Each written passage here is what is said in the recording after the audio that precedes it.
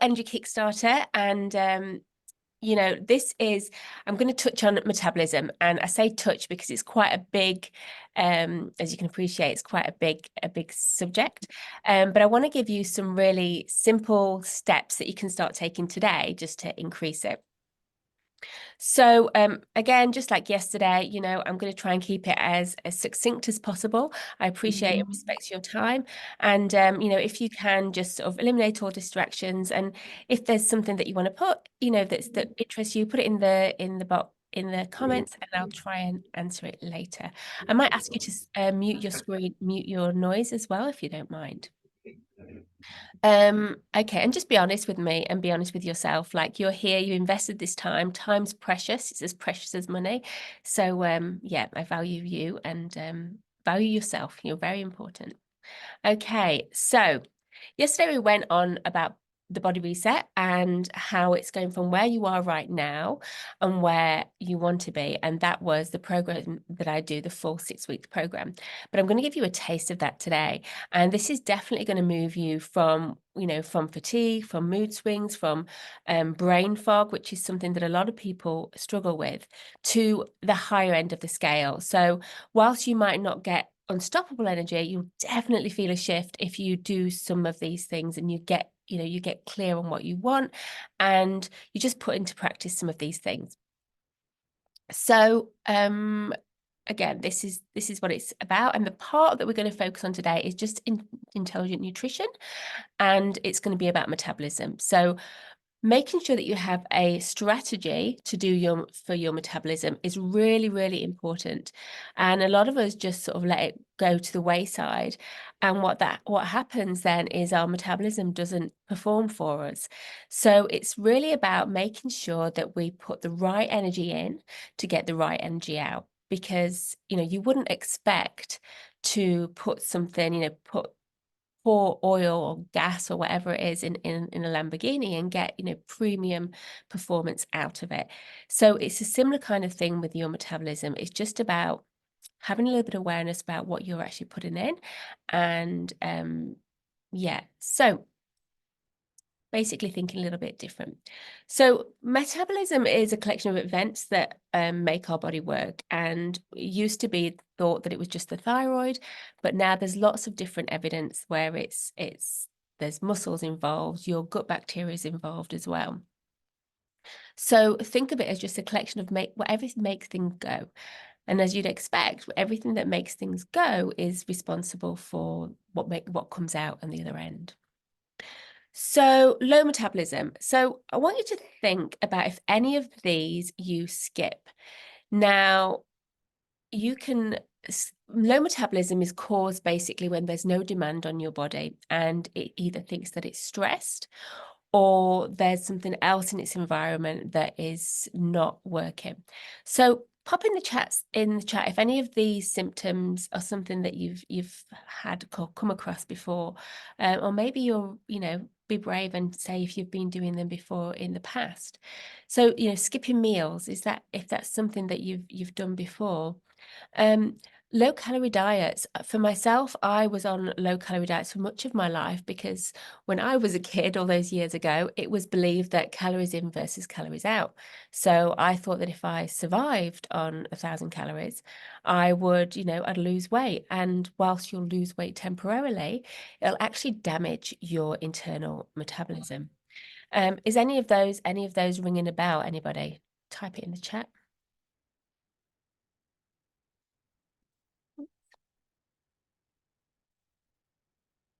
Okay. All right, great.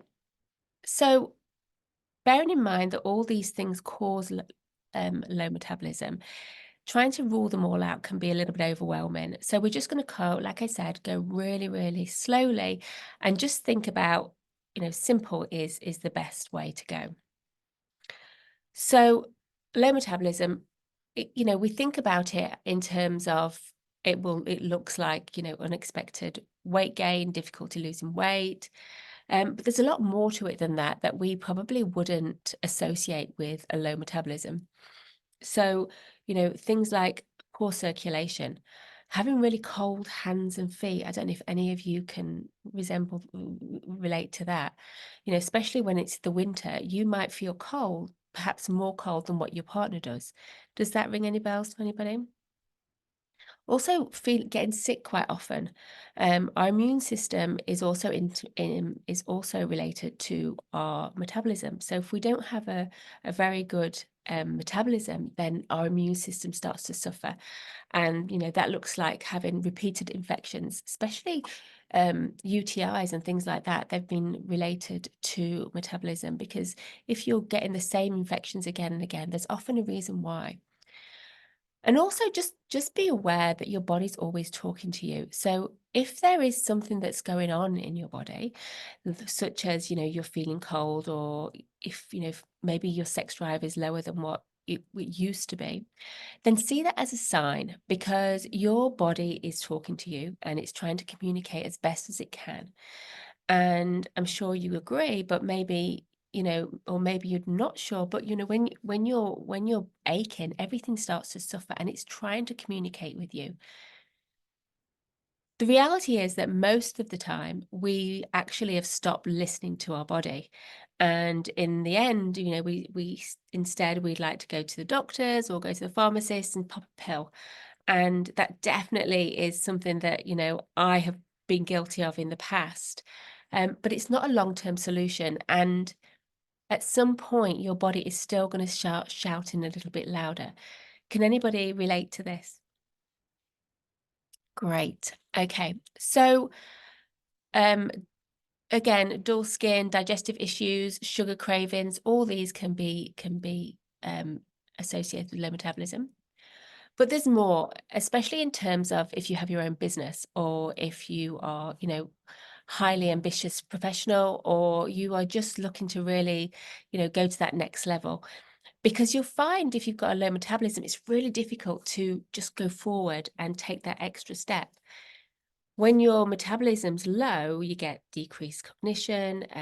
You know, it make silly errors that you wouldn't make normally. And whilst you know, that sort of has an impact on your career growth, your professional growth, but also your personal happiness. So I want you to think of your metabolism as a fire. And just like a fire, um, if your metabolic fire is really well fed, then it's great at doing its job. So think about a nice warm fire. I know my sister's got an amazing, beautiful fire in England. And when I put like really quality logs on that fire, then it throws out a lot of heat. It throws out a lot of heat and it delivers what it promises, right? And it's the same with your metabolism. When you have a high balanced metabolism, then, you know, everything is just that little bit easier, right? So, you know, weight is easier to manage. Tolerating the the temperatures, again, easier to manage. Regular bowel movements, um, you know, bowel movements, and ideally every single day, is a necessary part of health. And a lot of people skip that because they sort of think of it as embarrassing, but it's actually necessary. And our metabolism has a part in that. Also looking at, you know, cholesterol levels and normal blood pressure. Again, metabolism has an important part in that. But in terms of professionalism, or professional, you know, your professional life at work and your productivity, I want you to think as well about if you have got high energy, if you have got high metabolism, which means, and I'd say not overly high, but balanced, is that, you know, when you've got loads of energy, everything feels a lot easier, right? And who can relate to that? You know, you're in that flow and you've got that increased confidence. From increased confidence comes increased communication. And you notice that once you start flowing, that things start coming to you a lot easier. Problems that maybe have been, you know, a problem before, when you approach them with like a new energy, with that high energy, they're not as much of a stickler, they're not as much of an obstacle anymore, but rather that they actually pave a little bit of the path. Who can relate to that? Great. Okay. So I'd love you to pop in the chat if you could, and if you'd be honest, where you are right now, or where you suspect you are right now in terms of your metabolism. Do you think it's high? So high would be like, a 10, or do you think you're a little bit down in the lower end, sort of a 5 or a 4? Or do you think your metabolism is actually really just not working for you right now? Pop it in the chat.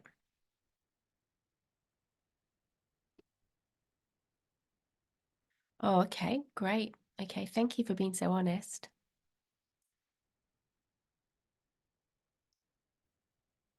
Great. Thank you so much. I appreciate that. So awareness is for the first part of any transformation, and just having that awareness. And like I said, a lot of the time we think that it's not possible to get out of that, but it really is a lot easier than what we think.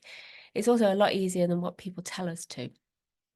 So again, you'll be familiar with these, but you can take a picture if it's something that speaks to you, and maybe you can have a look in your own time or just after this and just see where you're at right now, if any of those, and then we can create a plan for you to go forward and increase that metabolism. All right. So what I want to do is teach you these 3 strategies, and this is basically to take your metabolic fire from low to high. And again, thinking about it thinking of your metabolism as a fire, think about what you put on it. So if, again, I go back to my sister's house and I put twigs on that fire, it's not going to throw out the same kind of heat that, it's not going to generate heat. It's not going to generate any energy, right? And the same applies when we don't feed our body the right stuff. So if we're feeding our body sort of low quality foods, overly sugary foods, processed foods, then what happens is our metabolism's really low. And this is what we want to get out of it. So we want to take you to this area. So strategy 1 that I want to give you, and this is something that is really important. A lot of people um, overlook it, but it's so important, is the importance of protein in your diet. So I think of protein as the actual logs of the fire, right? So, you know, I did a bit of research, and, I'm not very good with fires, but when I think about wanting to get a really good flame out of a fire, you want to put on oak wood or some really hard wood. And that goes with the same as that applies to your metabolic fire. So, I use this metaphor as a fire, but it actually is a fire too. So, thinking that you're having to put on quality protein is going to really serve you. In contrast, putting on sort of protein that maybe is not so great. So, you could put on, some of the meats that are cooked that have a lot of processed meats are not so great.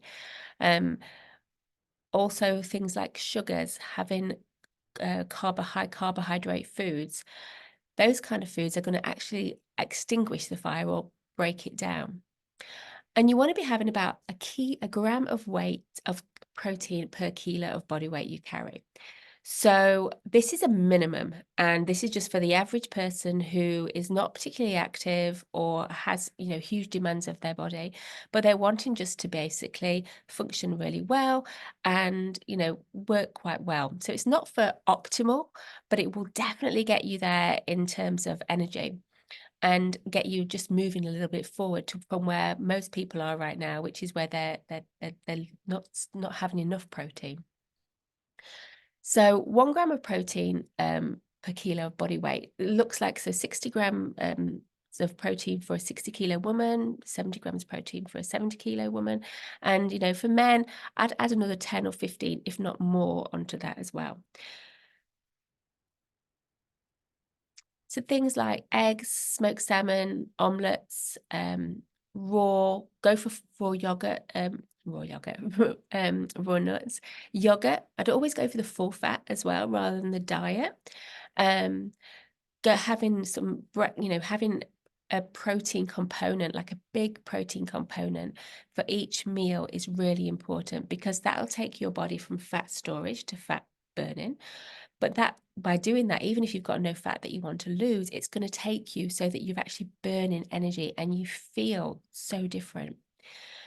Protein smoothies, awesome. They're really quick fixes. So if have to take, you're running out of time, look for protein smoothies. Just have some at the side of your desk at work, or in your kitchen at home, just to make it really convenient.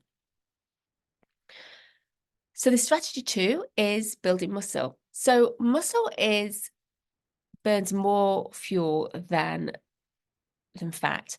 So it's really important that you ensure that you're building your muscle. And when we get older, it becomes even more important, because we want to be looking out for things like osteoporosis. As our hormone levels change, then we're more prone to breakages. So we want to make sure that our muscles are there and that they can carry the tension that we have. So strength building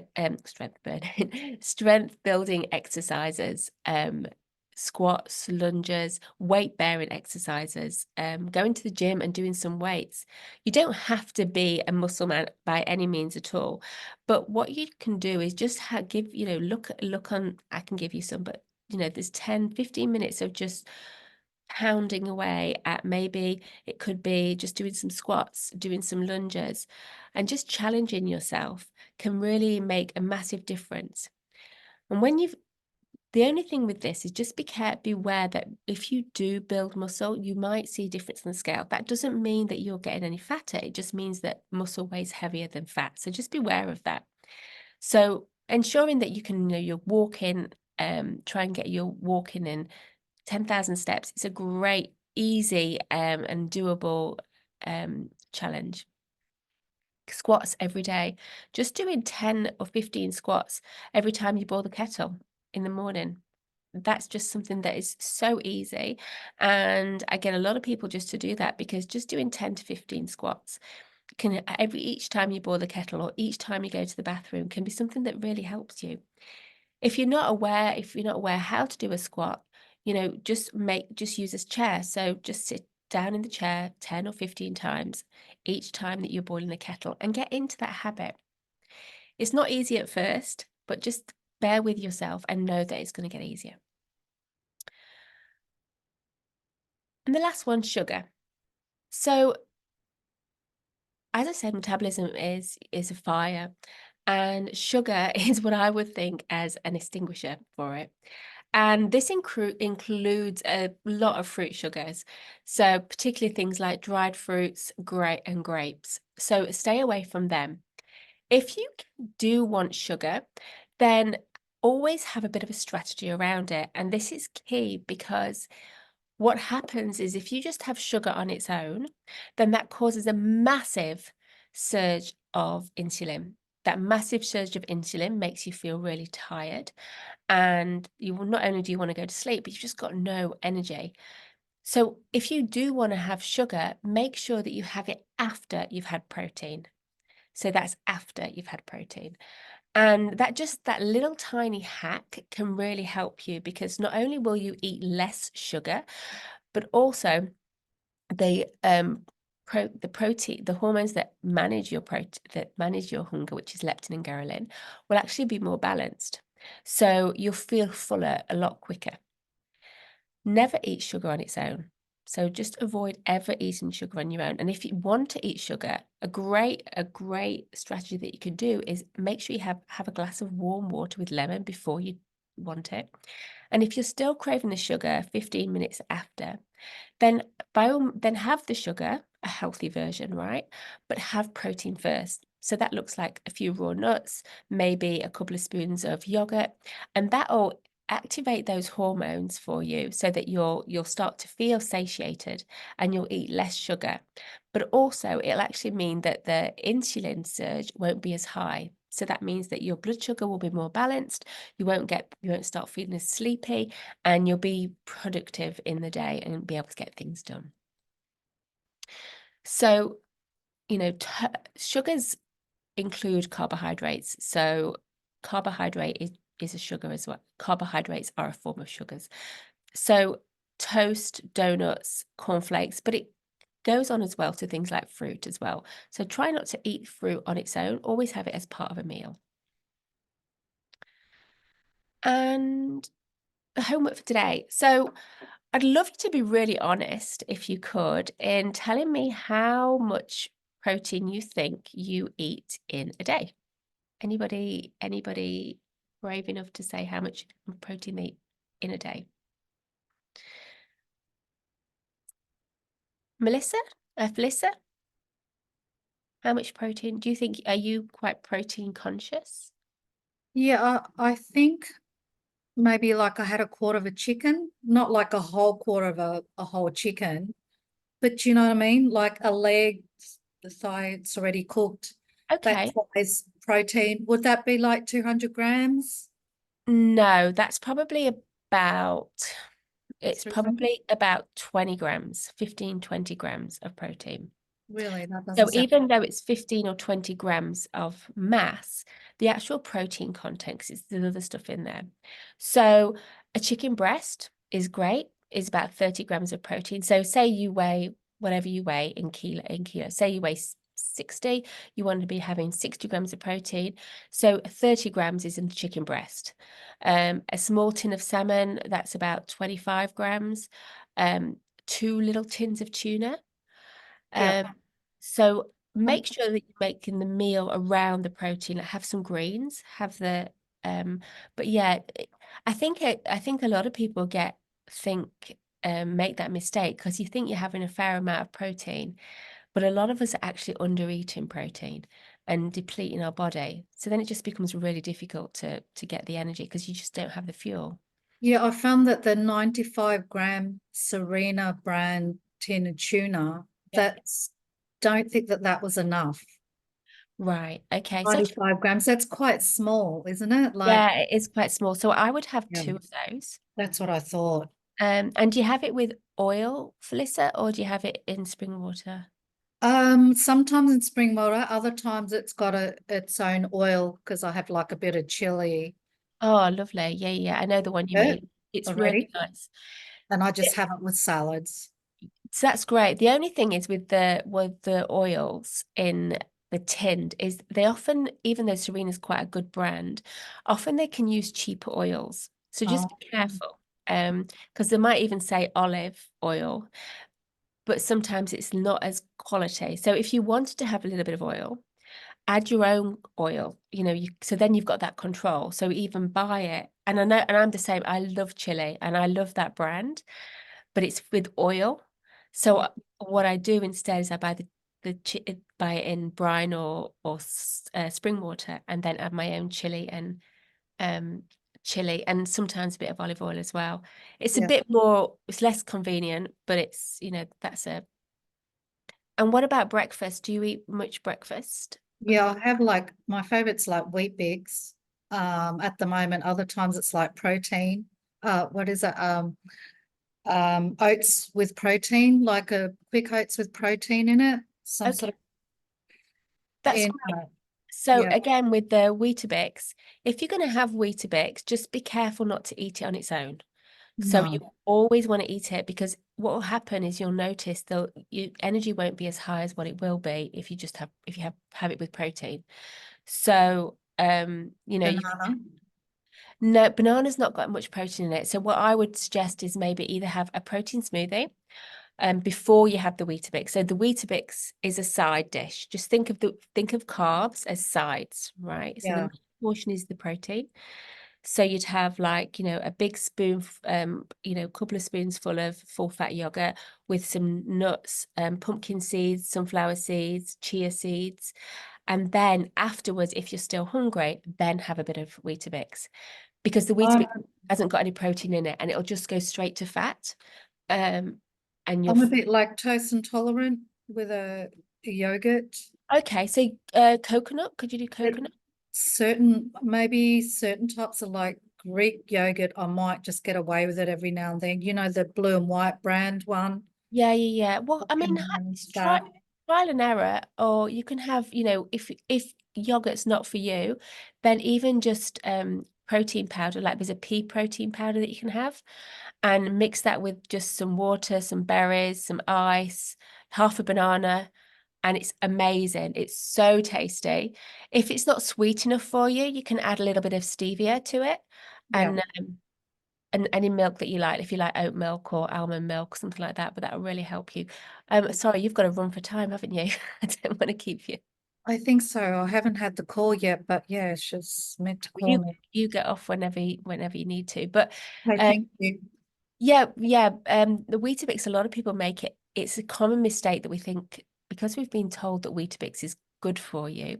Mm. It's healthy if you're an 18-year-old boy running a marathon. It's not healthy if you're like me, who's a 50-year-old woman who sits on a bum for, 70% of the time. Oh, So, like, and I'm active. I'm I mean, active. I'm sorry. you could be running marathons, I'm but very active at now. Yeah, doing the 10,000 steps plus. But yeah, I've got to slow down a bit. I've been told. oh, No, really? So, no. I mean, so Weetabix is okay if you're like an 18-year-old and you need that, but you're eating protein. But try and change your mindset around protein. Like I said, is Weetabix is like the extinguisher. Yeah. Protein is like the oak wood. It's like stoking the fire, basically. Well, I Um, do love the boiled egg or something, egg on toast. That Perfect. that's good. So having a couple of eggs, scrambled eggs every morning, smoked salmon, Yeah, peas, green peas, really high in protein.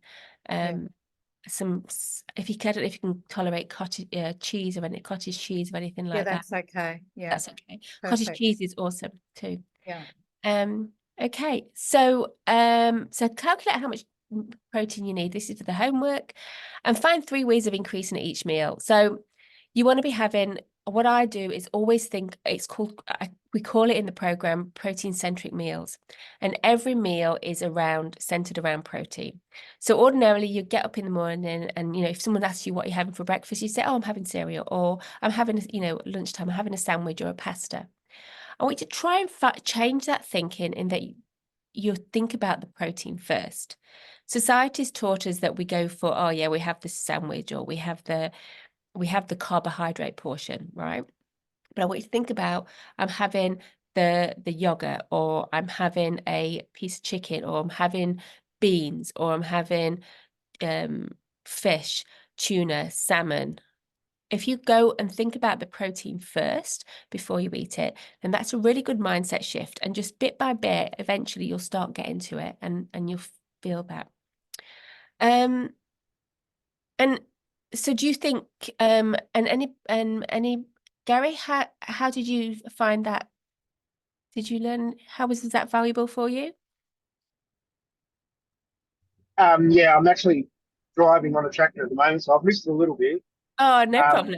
Well, I'll send you yeah, the I'll send you the link. You've got the link, hopefully. And I'll yeah. send you the recording. Um, So I so a typical morning for me is actually a celery juice to start off with now, and then I would usually have a couple of cups of tea, and then usually something to eat about 11 o'clock. I bust 11. That's a typical morning for me. Day. and do you think is that serving you, do you think? Do you think that's fueling your metabolism? Have you got loads of energy? Are you losing weight? Or whatever? I'm definitely not losing weight, as we've had the discussion before. Um, So I think what you Energy, need to do, sorry, yep. yeah, no, go on. Well, often what happens, because the celery juice, because your body, you've been taking the celery juice for about 6 or 7 months now, I think. Yeah, Your body starts to plateau, right? And you would have heard about it, in lots of different areas where they talk about body plateauing. Your body loves to be comfortable. So originally, when you first make a change, then your body responds to it really quickly and you'll start seeing the results. But eventually, what happens is your body will get really, it'll start to tolerate it. And the same changes that you used to see 6 months ago, you won't see anymore. So what you need to do is you need to basically increase the challenge a little bit more and change it up a bit. okay. And this is the same with, with training. I was a personal trainer for a long time. And Yeah, People plateau, and it's simply because your body's really intelligent. It gets used to it.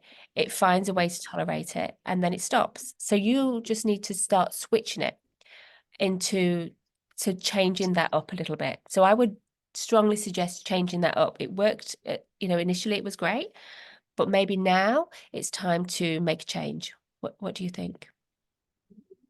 Yeah, well, so a couple of years ago, we went onto the keto diet, and I was having eggs and bacon every morning, and I was actually, I lost a lot of weight on that diet. Great. Yeah, so So you can still have your celery juice, still have okay, the celery juice, but what I yeah, would do is bring your meal forward. okay, And if the keto worked for you, it really did. Yeah, then why not it go really, back on really, it? Go back on it again if it's something that's actionable and you can do it, especially if you can do it alone. Then just do that. Taking the celery juice is awesome. So keep on taking that. That is okay, gonna help you. But then I would definitely go onto something because celery juice is great, but it depends what your goal is. If your goal is weight loss, then maybe it's time to shift it up a gear. yeah. Well, the celery juice is supposedly to help your liver, right?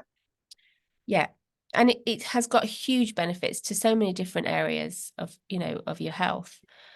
Okay, But it's not a quick fix it's not going to fix everything. It's just going no, to no, help. no, So no, what I would do yeah, is step it up a gear. yeah, If you need help with that, then we can sort that out. But I think if you know that something's worked for you in the past, then I would start going and creating a plan around that and making it part of your daily life. yeah, yeah. So it's more so